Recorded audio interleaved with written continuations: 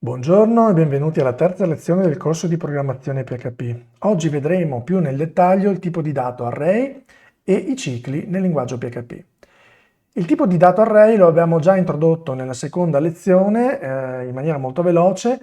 Oggi lo vedremo più nel dettaglio. Voglio un attimo spiegare perché è importante questo tipo di dato. Gli array nel PHP non sono solo una struttura dati a disposizione del programmatore per andare a memorizzare determinate informazioni, ma esistono nel PHP alcuni array speciali, proprio di sistema, dedicati a determinate funzionalità. Ad esempio, quando vedremo tra un paio di lezioni, credo, come si invia il contenuto di un form HTML compilato da un utente a una pagina per essere salvato in un database oppure per essere elaborato in qualche modo, noi passeremo tramite un array di sistema chiamato $_post oppure quello che si chiama $_get.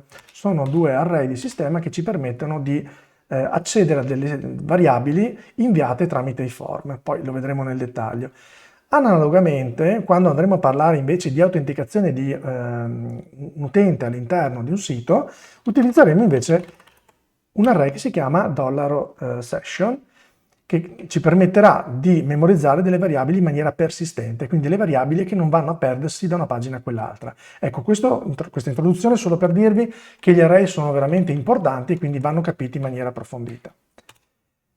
Detto questo, partiamo con la dichiarazione di un array, $, quindi nome di una variabile mio array, uguale array, e all'interno delle parentesi tonda vado a indicare quali sono i valori che compongono questo array.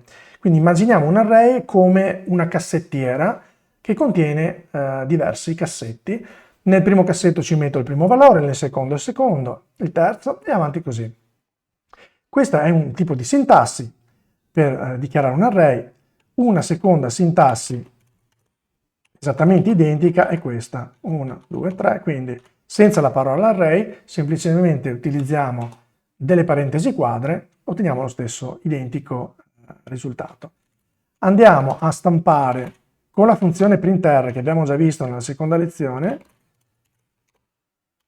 il contenuto di, facciamo così, lo chiamiamo mio array 1 e mio array 2,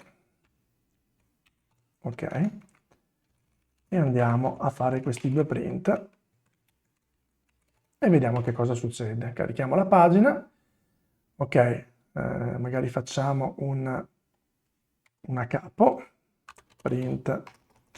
Se vi ricordate, gli a capi nell'HTML si fanno in questa maniera, quindi o facciamo un print di un BR, oppure dobbiamo chiudere il tag, possiamo fare anche così, chiudiamo il tag del PHP, lasciamo un BR e poi riapriamo il tag PHP, è la stessa identica cosa. Facciamo magari un altro spazio, così li distanziamo un attimo. Come vedete abbiamo la stessa identica situazione. Ora, all'interno di un array si può notare che i valori che io ho assegnato a questo array vengono associati a degli indici o anche detti chiavi. Sono i nomi di questi cassetti, se vogliamo pensarla così. Quindi il valore numero 1 è stato messo nell'indice 0, che di default è il primo cassetto, diciamo, all'interno di un array, sempre all'indice 0. Il secondo valore è stato messo nel conseguente cassetto 0 più 1, quindi 1, e il terzo valore è stato messo nel cassetto di indice 2. Ok? Allora, vi faccio subito notare una cosa, il printr è una funzione che non solo stampa i valori e gli indici di un array, quindi vi dà tutte le informazioni riguardo i vari elementi dell'array, ma permette anche di visualizzarne la struttura. Che cosa intendo per struttura? Se noi facciamo tasto destro e facciamo visualizza sorgente pagina, si può notare che in realtà il printr ha stampato qualcosa di diverso di queste due righe che abbiamo visto nell'HTML. Questo perché il printr va a stampare dei caratteri speciali di ritorno a capo e di spaziatura o di tablatura, che sono questi, che non si vedono nell'HTML perché non vengono interpretati dall'HTML, di fatto l'HTML utilizza dei codici diversi, però se noi andiamo a vedere il codice sorgente noi abbiamo una struttura indentata che è molto utile soprattutto quando abbiamo degli array molto complessi e quindi degli array che non hanno semplicemente dei cassetti così, ma hanno dei cassetti che poi contengono ulteriori array, quindi array di array e così via. Lo vediamo tra un po'. Quindi se io volessi ottenere nella pagina HTML lo stesso tipo di visualizzazione indentata, lo potrei fare andando a fare una cosa di questo genere. Lo facciamo magari solo sul secondo array per vedere la differenza. Nell'HTML vado ad aprire un tag HTML che si chiama pre e poi vado a chiuderlo appena dopo la stampa col barra pre. Ok? In questo modo qui. Quindi la prima stampa non ha questo tag, la seconda stampa, ecco, lo mettiamo così che si capisce meglio, ce l'ha. Se adesso carichiamo la pagina, infatti vediamo che pur avendo lo stesso contenuto riusciamo ad avere un'indentatura diversa e questo ci è molto utile perché rende il tutto un po' più leggibile, soprattutto quando cominceremo ad avere tanti valori. Ok? Quindi printr sappiate che comunque è una funzione che non userete mai all'interno di un programma se non per andare a stampare momentaneamente il contenuto di un array per rendervi conto che cosa c'è dentro questo array, perché magari non vi torna quello che state facendo, avete dei valori che non vi aspettate, ecco il printr lo usate solo per questo, solo in fase di debug ed è molto utile magari a volte quando si hanno degli array molto complicati andare a utilizzare questi tag pre. Ecco, questa è una cosa molto utile. Abbiamo detto che gli array non associativi, quindi, poi vedremo che cosa sono gli associativi, hanno semplicemente una dichiarazione di valori. Ora, che cosa posso farci con questi array? Supponiamo di avere dei valori in ordine sparso, quindi 7, 1, anzi 7, 5, 3, 2, 4, facciamo così, magari ancora facciamo un 1, ecco, una roba del genere, ok? Quindi vediamo sempre che l'array è un qualcosa di ordinato, l'ordine dipende da come voi avete dichiarato i valori, quindi il mio elemento 1 sta prima dell'elemento 7, perché nella dichiarazione è stato messo dopo e quindi vedete che mentre le chiavi sono sempre ordinate 0, 1, 2, 3, 4, 5, i valori possono essere anche disordinati, dipende da come voi avete fatto la dichiarazione. Ora se io volessi ordinare questo array, perché mi interessa averlo ordinato per qualche motivo, potrei utilizzare la funzione sort, si dà come parametro il nome della variabile, di array, andiamo a rifare una stampa e vediamo che cosa succede. Magari commentiamo la prima stampa che non ci interessa più. Ok, quindi la prima stampa visualizza l'array come è stato dichiarato, ok, questo qui.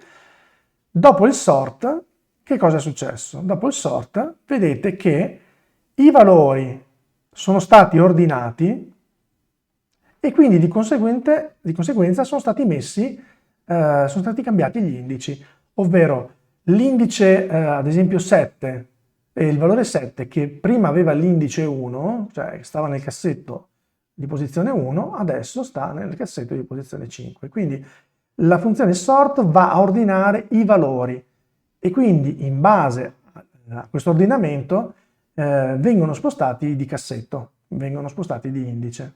Ok? E questa è la prima cosa che possiamo vedere. Se volessi fare invece un ordinamento inverso, utilizzerei la funzione rsort. In questo caso, vedete, i valori sono stati ordinati dal più grande al più piccolo. Gli indici sono sempre quelli. Okay. Questo per quanto riguarda l'ordinamento. Ora, se io volessi, mi interessa l'ordinamento, mi interesserebbe andare a ciclare questo array per andare a vedere effettivamente valore per valore che cosa c'è dentro e magari farci delle operazioni, magari sommargli un valore o semplicemente andando a stampare alcune informazioni riguardanti l'elemento singolo di un array. Cominciamo quindi a parlare di cicli. L'istruzione per antonomasia e che si può utilizzare solo per ciclare degli array è il for each.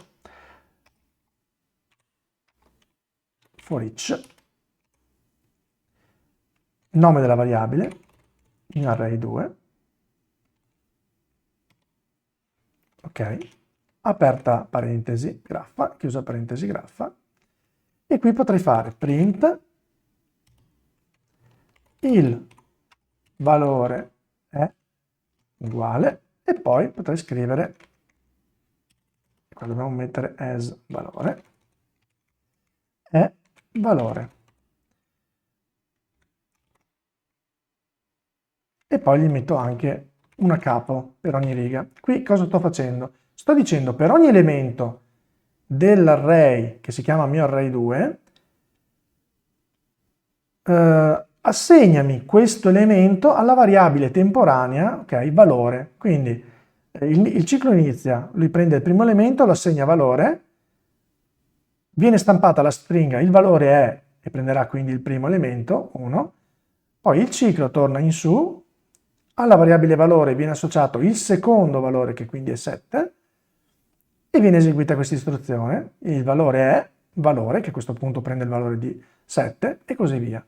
Andiamo a salvare ed eseguire, e vediamo effettivamente quello che succede.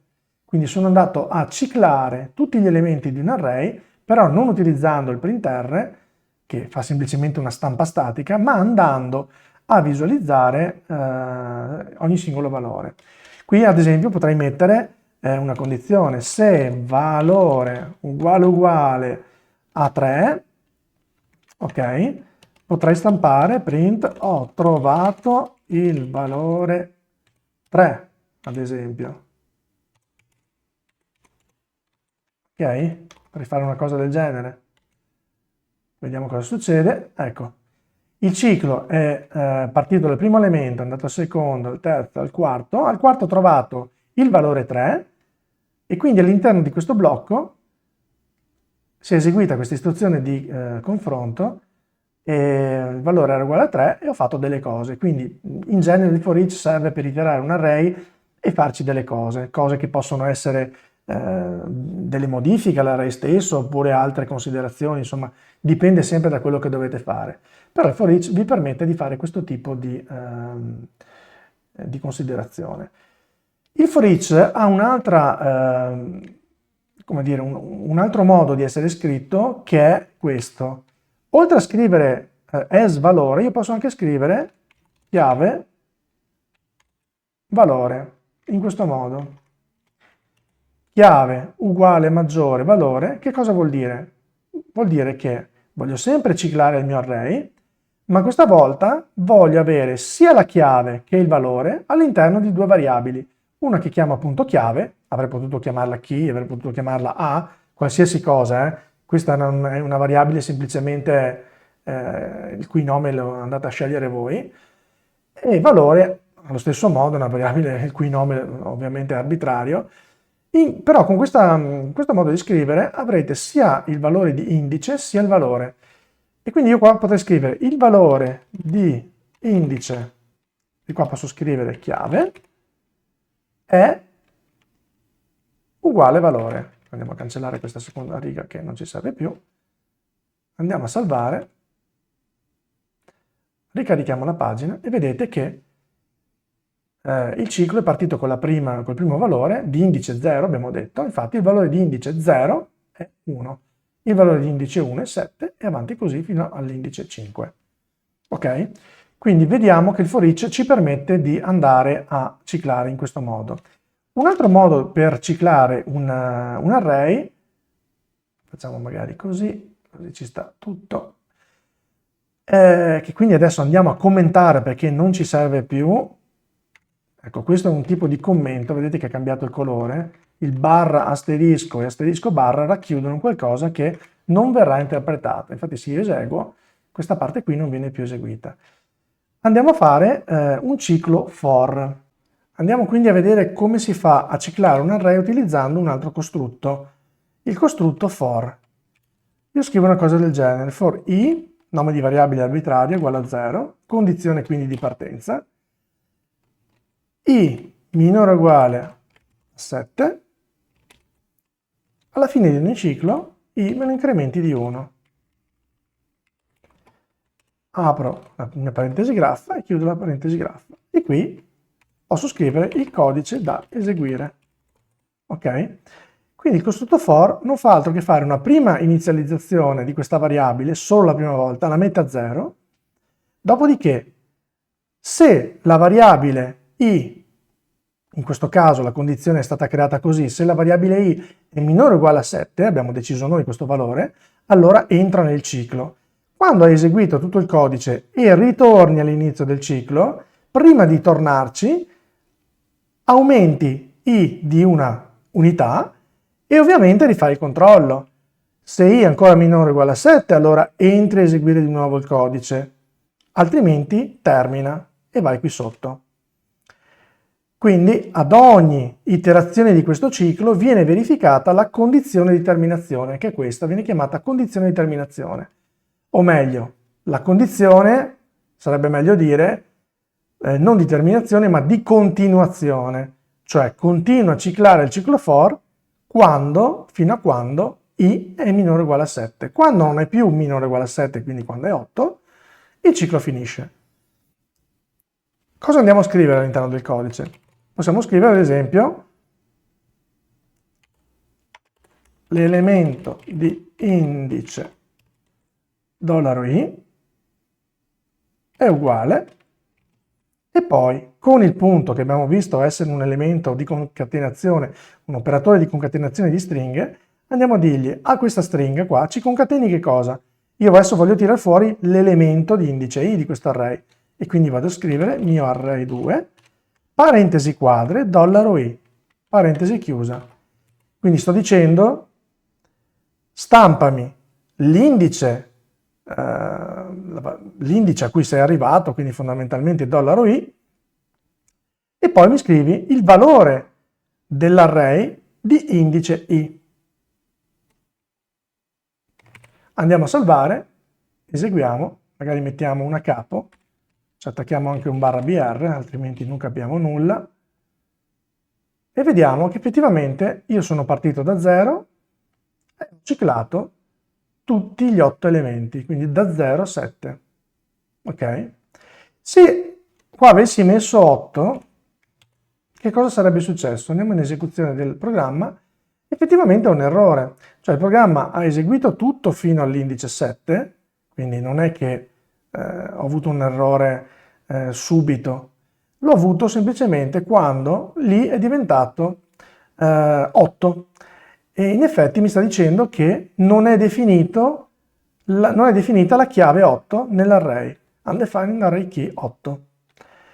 Ma allora io come faccio a sapere quanti elementi ha il mio array? Potrei non saperlo, per n motivi, potrebbe essere un array che mi è stato mandato dinamicamente da una pagina web in cui i campi magari non sono predeterminati, non sono fissi. Ci sono tante situazioni di questo tipo. E quindi come faccio io a sapere che qua devo fermarmi a 7? Oppure che non devo fermarmi a 3 perché ce ne sono altri? Perché se mi fermo a 3 io ne vedo solo i primi 4. Come faccio ad arrivare all'ultimo? Allora posso utilizzare la funzione count. Count mi dice quanti elementi contiene un array. Il mio array 2. Però attenzione, count mi darebbe 8. Giusto? Abbiamo visto che 8 non va bene, io devo dirgli count meno 1. Perché?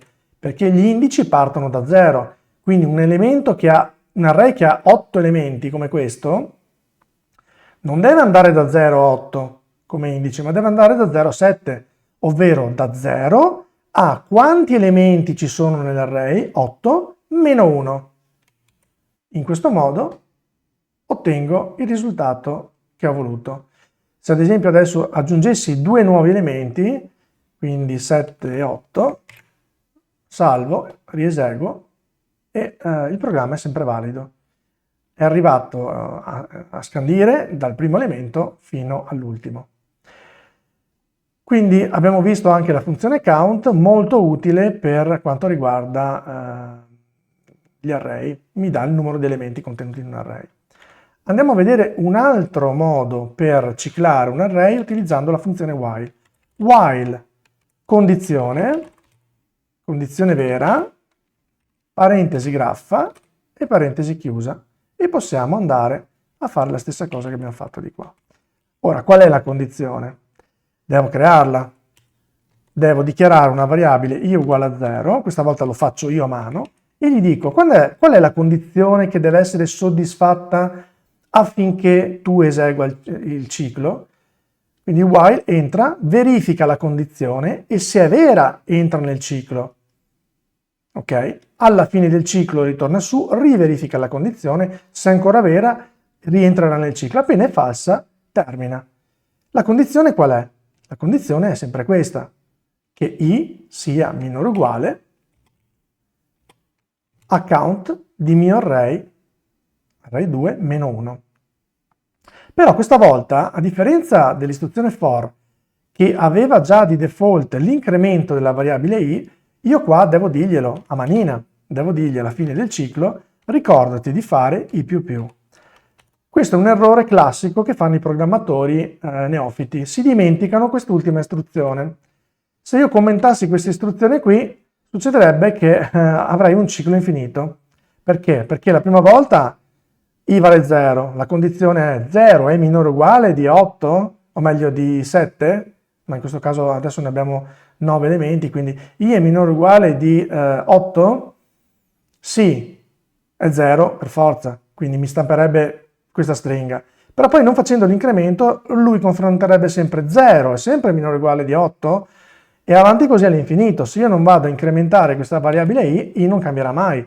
E quindi non arriverà mai la condizione in cui i sarà maggiore, ok, maggiore di 8 e quindi il ciclo terminerà. Andiamo ad eseguire intanto il programma e vediamo che effettivamente funziona. Ok? Abbiamo lo stesso identico risultato. Mi raccomando, non dimentichiamo mai la condizione i più più, altrimenti il ciclo non finirà mai.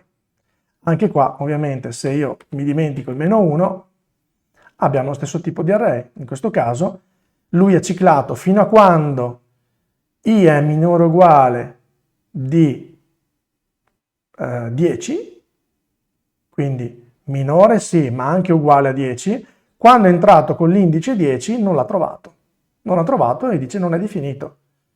Quindi ricordiamoci anche che count ci dà il numero di elementi presenti in un array, ma se vogliamo andare a ciclare i suoi indici dobbiamo fare meno 1, fino a meno 1. Ok, e questo è un altro modo di vedere le cose. Un altro modo di ciclare un array o comunque di creare un ciclo è quello del do while, ovvero un costrutto simile al while, ma invertito, ovvero la condizione di terminazione viene messa alla fine. Che cosa vuol dire? Che mentre con il while viene prima testata la condizione, già il primo giro, e se non è verificata non entra nel ciclo. Ok? Il controllo viene fatto prima. Con il do while invece succede che io entro nel ciclo comunque, anche se la condizione non viene verificata, perché di fatto non viene verificata. Eseguo le mie istruzioni, esattamente identiche a quelle di sopra, e solo dopo che ho eseguito un print, un dollaro i più più, allora verifico com'è la condizione di continuazione. Quindi se la condizione all'interno di queste parentesi è vera, il flusso del programma ritorna qui dopo il do e continua l'esecuzione, altrimenti termina ed esce.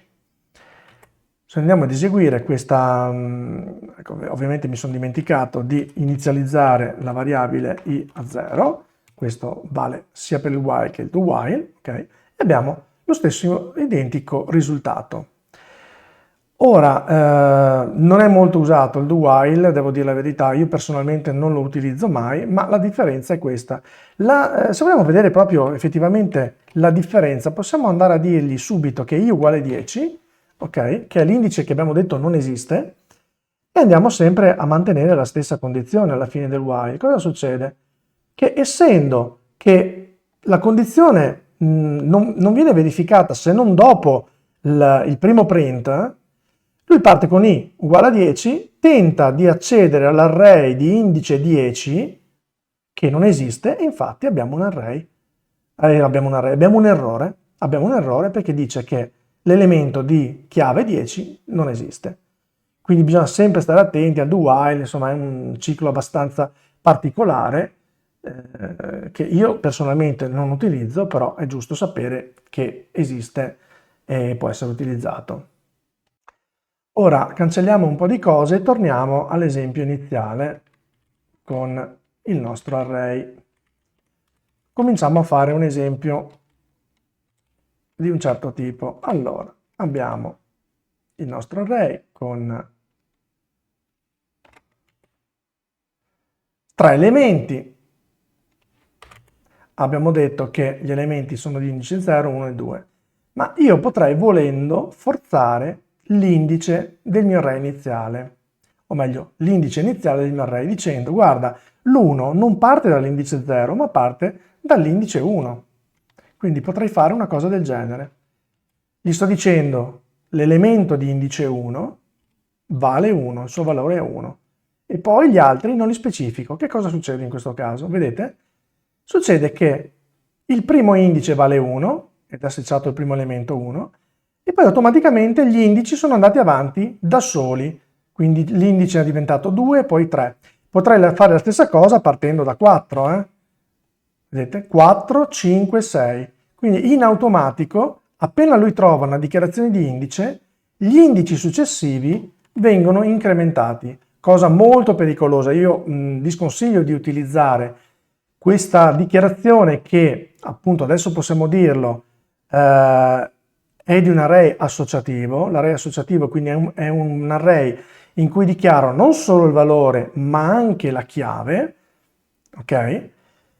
Però in questo caso che sto facendo, in questo esempio che sto facendo, sto mischiando una dichiarazione associativa con una non associativa. Dico perché è pericolosa? Per 1000 motivi. Innanzitutto perché se voi partite con il concetto di partire da 1, poi vi incasinate con gli indici, perché poi allora non parte più da 0 a count meno 1, ma parte da 1 a count se fate un ciclo, no? Perché in questo caso parte da 1 e andrebbe a 3, che guarda caso è il numero degli elementi. Quindi bisogna stare un attimo attenti, ma poi ci sono anche altre implicazioni. Supponiamo che io, dopo il numero 2, 3, vada a fare una dichiarazione di questo tipo. 3 e vado a mettergli il valore 7. Allora, andiamo a stampare. Che cosa succede? Succede che io innanzitutto noto che ho 3 valori nell'array e non 4. Come mai? Io qua ne ho dichiarati 4. 1, 2, 3 e 4. È successo una cosa di questo genere. È successo che il primo valore è andato nella posizione 1 e lo si può vedere qui. Il valore numero 2 è andato nell'indice 2 perché io, non avendolo specificato, si è preso quello precedente più 1. Il terzo valore è andato qui nell'indice 3, perché anche questo è stato incrementato in maniera automatica, ma poi successivamente gli ho detto io, guarda, che all'indice 3 ha il valore 7. Quindi di fatto questa istruzione qui ha sovrascritto quella precedente. Quindi di fatto è come se avessi fatto una prima assegnazione e poi una seconda assegnazione andando a sovrascrivere la precedente. Ecco perché io vi sconsiglio questo tipo di dichiarazione utilizzando i numeri all'interno di dichiarazioni miste, associative e non associative. Ok, quindi io vi consiglio o dichiarate cose così, oppure andiamo a dichiarare effettivamente degli array associativi. Array associativi che a questo punto possono essere dichiarati anche con delle stringhe. Ad esempio, se volessi memorizzare le targhe automobilistiche, potrei dire, guarda che l'indice RM sta per Roma, l'indice MI sta per Milano. Ok? Dichiariamone un altro, Bologna.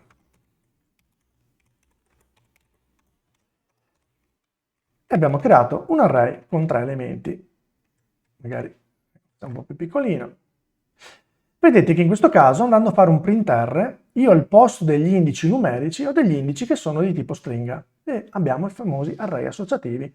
Quindi non sono obbligato ad avere degli indici numerici, ma in questo caso ho degli indici che sono delle stringhe molto molto utili. Devo dire che questa forma di array sono molto utilizzate.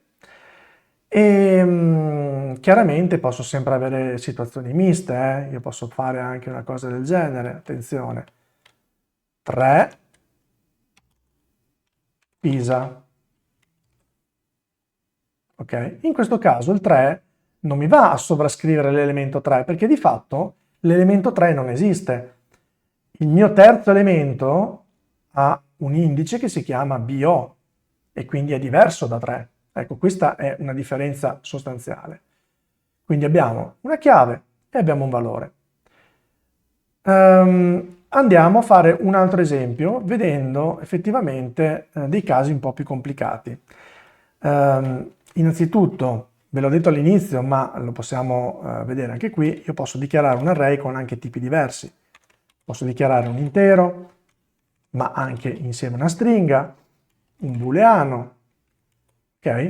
E potrei andare a stampare effettivamente i loro valori. Ora, il valore intero 1 viene stampato 1, ma anche il valore true viene stampato 1, perché una volta che il valore booleano, che può essere anche false in questo caso, viene convertito in stringa, succedono delle cose un po' particolari, ok? Anche se lo scrivo in maiuscolo è la stessa identica cosa. Il true viene trasformato in 1 se è vero e in niente se è falso. Okay? Quindi occhio anche a questo, ma anche a questo c'è un rimedio perché io potrei all'interno di un for each, ad esempio, quindi andiamo a fare mio array as valore, non mi interessa in questo caso la chiave, io posso andare a scrivere un getType. Che cos'è getType? È una funzione che mi restituisce il tipo di quella variabile che vado a specificare e qua vado a scrivere valore. Sempre ovviamente una capo, altrimenti non ci si capisce niente. E qua effettivamente abbiamo, magari andiamo a ristampare l'array per capire cosa c'è dentro. Abbiamo un integer, una stringa, il secondo valore, e un booleano. Quindi c'è anche modo di andare a capire il tipo del valore che abbiamo al suo interno. Altra cosa che possiamo fare è creare un array di array, ad esempio. Supponiamo che noi volessimo rappresentare dei frutti. Quindi arancia, mela, banana. Ma voglio anche rappresentare delle verdure. Insalata, zucchina. E poi voglio avere un array che si chiama cibo, più generico, in cui ho un array che si chiama, un elemento dell'array che si chiama frutta, ok? E gli elementi di questo array sono frutti. E poi abbiamo invece un elemento che si chiama verdura, i cui elementi sono verdure. Quindi ho creato prima due array semplicissimi, frutti e verdure, poi un array cibo con dentro due elementi, uno che si chiama frutta e uno che si chiama verdura. Frutta è a sua volta un array, che è questo, e verdura è questa. Vado a stampare cibo, l'array cibo.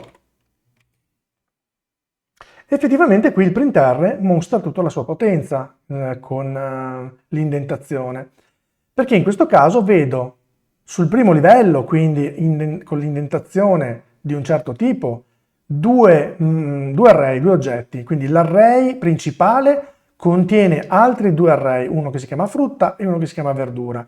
E lo so che è un array perché c'è scritto array qui. All'interno dell'array frutta ho 3 elementi di indice appunto 0, 1, 2 perché non ho specificato nulla e si chiamano arancia, mela, banana. Dentro l'array invece che si chiama verdura ho 2 elementi, il primo è insalata e il secondo la zucchina. Quindi se non avessi utilizzato il pre, andiamo a togliere i tag pre, avrei ottenuto una cosa del genere, che non è così di facile lettura, giusto? Perché andare a capire una roba del genere effettivamente non è il massimo. Quindi per quello ho insistito nel spiegarvi il pre, perché vista così effettivamente la cosa è molto più leggibile. Parliamo ancora degli array associativi e vediamo il loro ordinamento. Supponiamo che io abbia un array associativo di questo tipo. Allora, una lettera V che sta per arancia, una lettera B che sta per mela. Non ha molto senso questa cosa, ma prendiamola come un esempio per capire che cosa può succedere. E noi supponiamo che noi volessimo ordinare questo array associativo. Quindi print R, ovviamente, frutti. Vediamo cosa succede intanto. Ok, abbiamo un array associativo, V arancia, B mela, A banana. Supponiamo che adesso io faccia un sort di frutti e vada a ristampare effettivamente l'array ordinato. Abbiamo detto che sort funziona per gli array non associativi. E infatti se io lo applico a questa funzione sort, la applico a un array associativo, succede che tutti gli indici vengono riportati a quelli di default 0, 1, 2. Vado a perdere l'associativismo, l'associatività, insomma come volete chiamarla. Vado a perdere l'associazione degli indici che ho dichiarato qui e vengono ripristinati quelli di default. Quindi la funzione che invece va utilizzata per ordinare in base ai valori un array associativo è assort. Se voglio ordinare in maniera crescente i valori, arancia, banana, mela, vedete che l'ordinamento è stato fatto per i valori e non per le chiavi, quindi la V non è prima della A, non c'è nessun ordinamento su queste chiavi, ma solo per i valori. Se voglio invece rovesciare l'ordinamento, quindi lo voglio all'incontrario, dal valore più grande al più piccolo, la funzione è rsort. Andiamo a eseguire e effettivamente adesso abbiamo la mela, poi la banana e poi l'arancia, ma gli indici sono sempre associati correttamente, ovvero B è mela, come era qui, A è banana, come era qui, e V è arancia. Quindi per gli array associativi bisogna utilizzare assort e rsort. Se invece volessi ordinare l'array di partenza in base alle chiavi, quindi non in base a questi valori, ma in base alle chiavi, dovrei utilizzare la funzione ksort, ksort. In questo caso, quindi, l'ordinamento è stato fatto sulle chiavi e ogni chiave ovviamente si è portata dietro il valore che aveva anche all'inizio, ovvero, prendiamo ad esempio banana, aveva l'indice A è rimasto, però è stato portato prima nell'array, quindi ho ordinato gli elementi dell'array in base alle chiavi. E anche qui, se invece volessi l'ordinamento inverso, krsort fa esattamente lo stesso ordinamento, ma all'incontrario, quindi dal più grande al più piccolo. Vediamo come è possibile manipolare gli array dopo che questi sono stati dichiarati. Torniamo a un array semplice come quello non associativo, composto da 3 elementi, arancia, mela e banana. Ok? Print R, frutti. E abbiamo il nostro array con 3 elementi. Se volessi andare a modificare uno di questi elementi, potrei farlo direttamente scrivendo $frutti, indice dell'elemento, quindi 0 ad esempio, uguale fragola ad esempio. In questo caso sto dicendo che l'elemento di indice 0 va sovrascritto con il valore fragola. Andiamo a stampare anche qui il prima e dopo la modifica e abbiamo effettivamente che il primo elemento, indice 0, è stato sovrascritto, prima c'era arancia, adesso c'è fragola.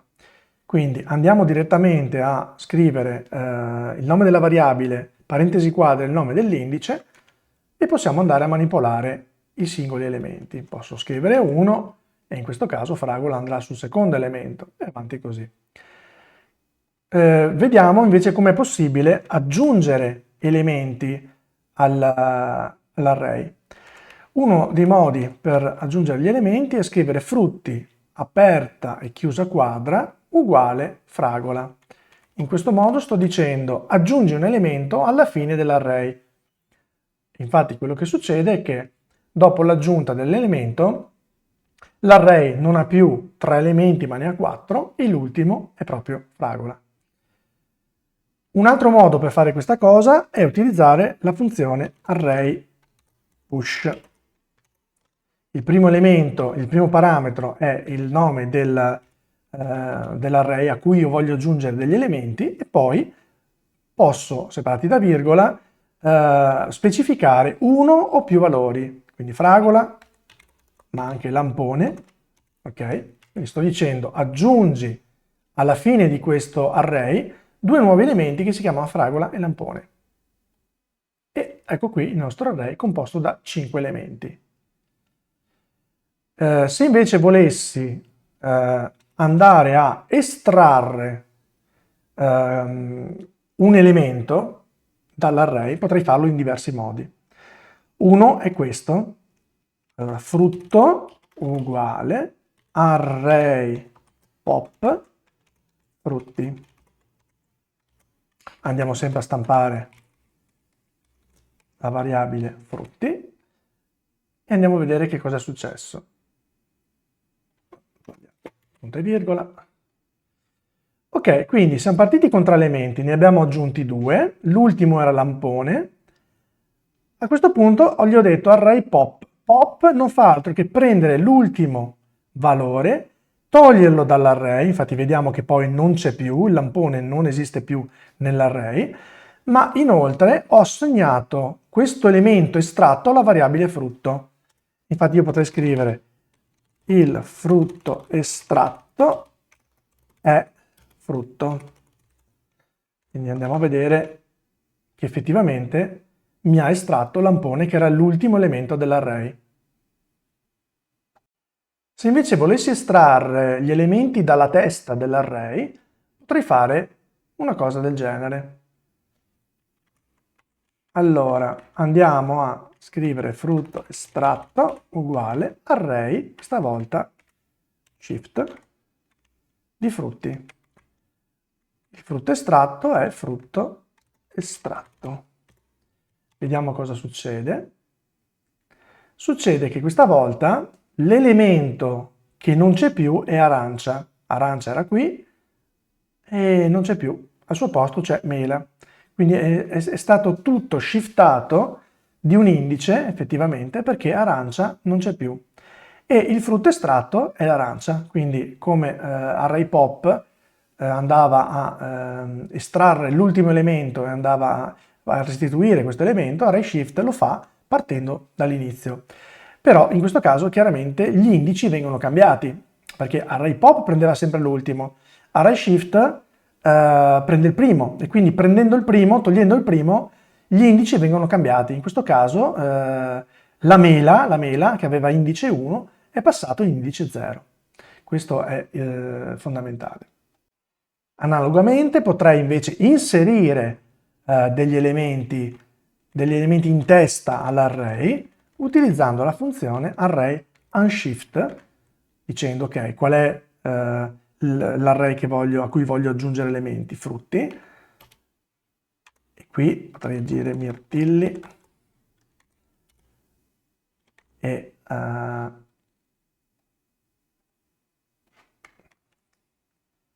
ananas. Vediamo che cosa succede.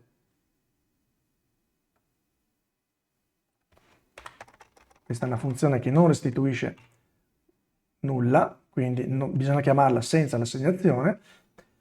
array unshift di frutti, mirtilli e ananas. Vedete che mirtilli e ananas sono stati inseriti all'inizio dell'array e quindi di conseguenza hanno preso i primi indici e tutto il resto è stato shiftato appunto verso destra. Vediamo adesso un'altra funzione molto molto interessante.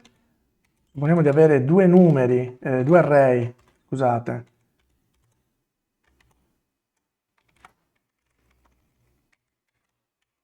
Così. E voler fondere questi due array insieme, la funzione è array merge, primo array, secondo array, e potrei anche continuare ovviamente, se avessi più di due array, print r, fuso.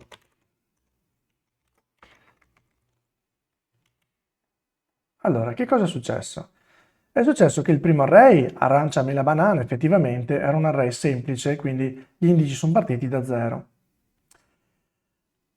L'altro array, anche questo aveva gli indici che partivano da 0, perché questo, ricordiamoci, è un array semplice. Magari per vederlo meglio, io potrei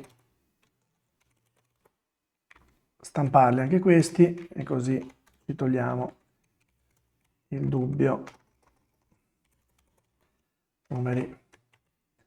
Allora, vedete, gli array di partenza sono sempre con gli indici che partono da 0 e vanno fino a 2.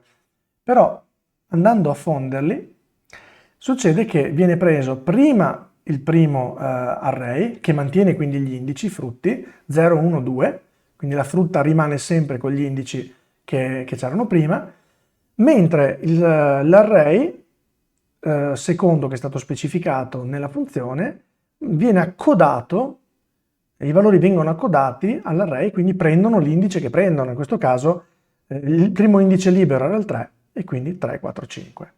E questo è molto utile per andare a fondere gli array. Ovviamente se io scambio l'ordine in questa funzione, prima prendo i numeri e poi i frutti, otterrò che i numeri questa volta hanno gli array e gli indici originali, mentre la frutta prende quelli seguenti, diciamo.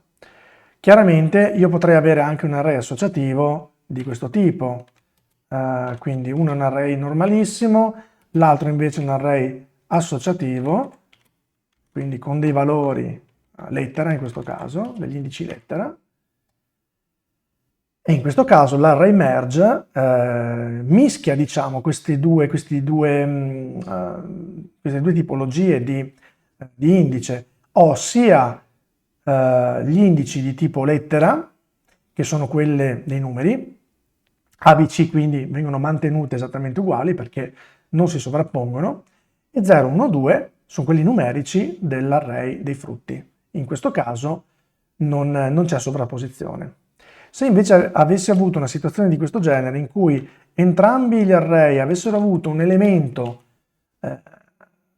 con indice sovrapposto, in questo caso l'elemento di indice C, che cosa succede? Beh, succede che uno dei due viene perso, chiaramente. Uno dei due viene perso, in questo caso viene mantenuto banana e viene perso quello dei numeri. Questo perché numeri viene dichiarato prima, ok? Quindi la prima inizializzazione è questa, quindi l'indice C vale 6, ma in un secondo momento io vado a fonderlo con frutti e quindi è come se avessi fatto una seconda dichiarazione. In questo caso l'ultima dichiarazione, che è quella che va a segnare l'elemento di valore banana all'indice C, è l'ultima che rimane in memoria. Un'altra funzione utilissima che si usa quando si ha a che fare con gli array è questa. Prendiamo un array semplice e supponiamo che voglia tirare fuori tutti i valori di un array ma separati da un separatore che voglio io. Valori separati stringa uguale, utilizzo la funzione implode. Implode prende come primo parametro il separatore cioè un carattere, una sequenza di caratteri con cui io voglio dividere i miei valori, e poi come secondo parametro l'array. A questo punto questa variabile valore separati stringa non è altro che una stringa che io vado a stampare banalmente con un print, e vedete che quello che ottengo è arancia, virgola mela, virgola banana, è effettivamente una stringa. Ovviamente io avrei potuto cambiare il separatore, mettere anche più caratteri come separatori, ok? Ed è una cosa veramente, veramente utilissima. Bisogna dire che la funzione implode ha anche la funzione inversa, ovvero da una stringa,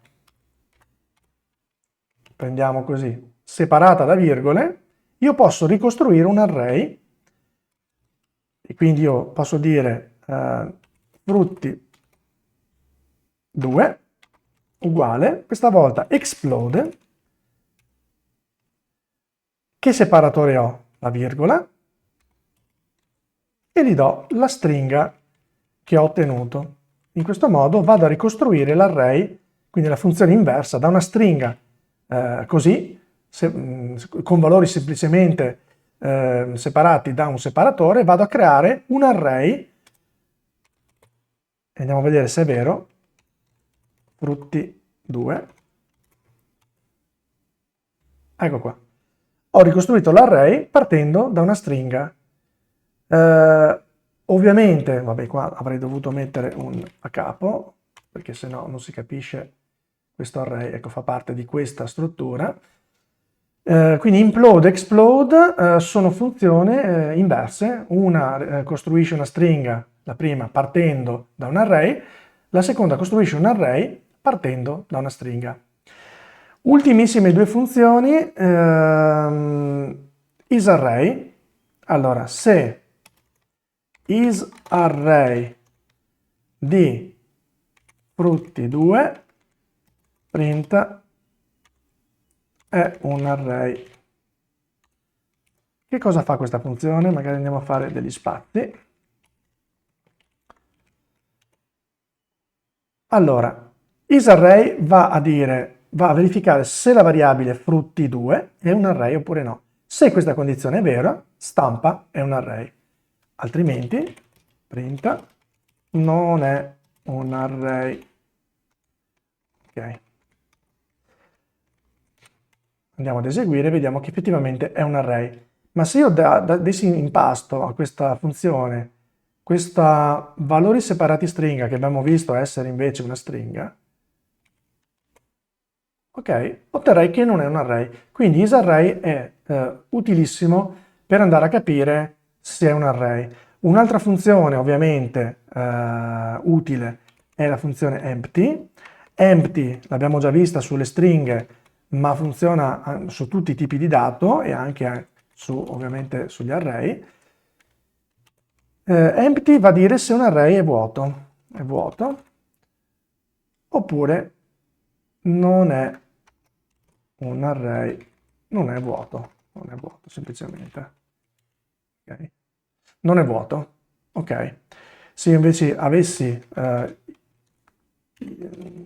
dichiarato un array vuoto, che lo si può fare così, scusate, così, ok, e chiaramente dato in pasto a empty, mi direbbe vuoto.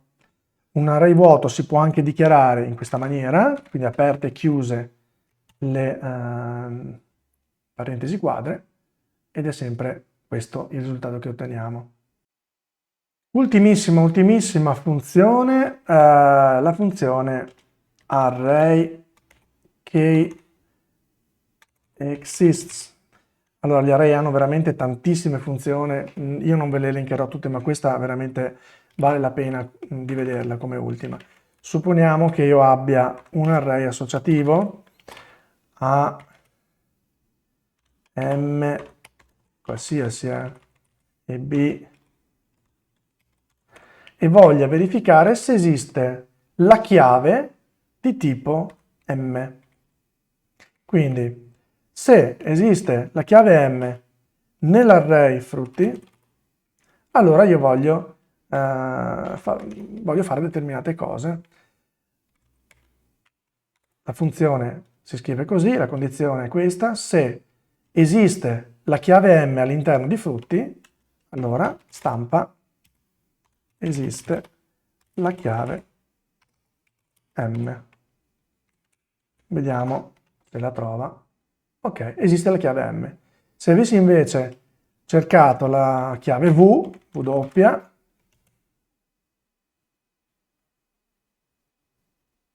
non trova nulla. Per il momento vi saluto, mi raccomando iscrivetevi al canale se vi è piaciuto il video e attivate la campanella. Un saluto a tutti, ciao!